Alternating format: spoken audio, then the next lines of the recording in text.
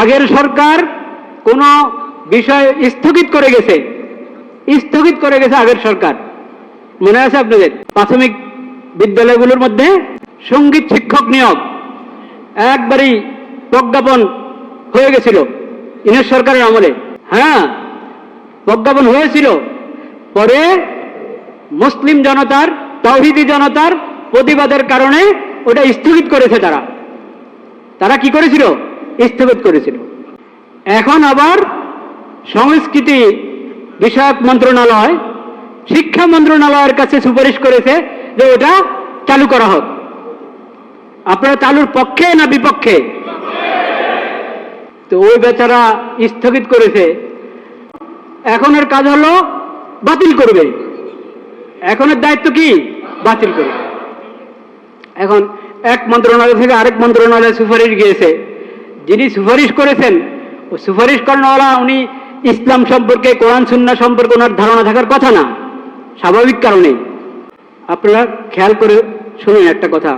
ওই সময় বলা হয়েছিল সঙ্গীত, দেখেন অভিধানে যেটাকে গান বলা হয়, গান অভিধান, আবিধানিক অর্থে গান যেটা, ওই গানের মধ্যে ভালো আছে মন্দ আছে, মানে ছন্দ। ভালো আছে কি? ছন্দ ব্যবহার করে যেই আপনার কথাগুলো বলা হয়, ওটার মধ্যে ভালো হতে পারে, খারাপও হতে পারে। যেটা ভালো ওটা ভালো, যেটা খারাপ ওটা কি? খারাপ। কিন্তু সঙ্গীত আর গান এক কথা না। সঙ্গীত আর গান এক কথা না। হুজুরের সঙ্গীতের বিরুদ্ধে কেন? সঙ্গীত কি জিনিস শুনেন? সঙ্গীতের মধ্যে তিনটা জিনিস আছে, কমপক্ষে তিনটা জিনিস হলে তো এটার নাম কি? সঙ্গীত। সঙ্গীতের জন্য এক নম্বর কি? গীত। আরেকটা কি? বাদ্য। তো বাদ্যযন্ত্র, বাজনা, এটার মধ্যে কি ভালো মন্দ দুই ভাগ আছে না পুরোটাই খারাপ? পুরোটাই মন্দ। আরেকটা হলো নৃত্য, মানে নাচ। আচ্ছা, শরীর চর্চা আর নাচ কি এক কথা? শরীর চর্চা এটাও ভালো জিনিস, শরীর চর্চা ভালো জিনিস। এটা যদি নিয়ন্ত্রিত হয়, সুন্দর মতো হয়, এটা ভালো।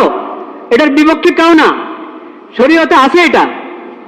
হ্যাঁ, শরীর চর্চা ছেলেদেরটা ছেলেদের অঙ্গনে হবে, মেয়েদেরটা মেয়েদের অঙ্গনে হবে, মেয়েদেরটা মেয়েদের স্বাস্থ্যসম্মত হবে, ছেলেদেরটা ছেলেদের স্বাস্থ্যসম্মত হবে।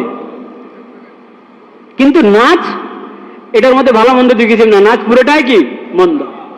তো নাচ আর বাদ্য এই দুটো হলো সঙ্গীতের মূল কথা। সেজন্য সঙ্গীত এমন জিনিস না যেটা শেখানো হবে শিক্ষা প্রতিষ্ঠানে।